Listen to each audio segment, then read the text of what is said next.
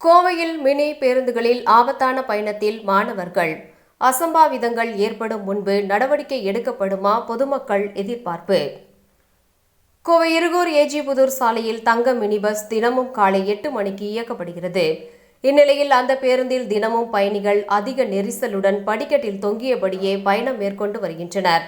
இந்நிலையில் இன்று அந்த பேருந்தில் மாணவர்கள் தொங்கியபடி பயணம் மேற்கொண்ட வீடியோவை பின்னால் சென்ற இருசக்கர வாகனத்தில் சென்ற நபர் அவரது செல்போனில் பதிவு செய்தார். அந்த காணொலியில் படிக்கட்டில் தொங்கியபடி பயணித்தவரில் ஒருவரின் கால் சாலையில் உரசியபடி சென்றது பதிவாகியுள்ளது. இந்த காட்சி சமூக வலைதளங்களில் வேகமாக பரவி பொதுமக்களிடையே பெரும் அதிர்ச்சி மற்றும் கவலையையும் ஏற்படுத்தியுள்ளது.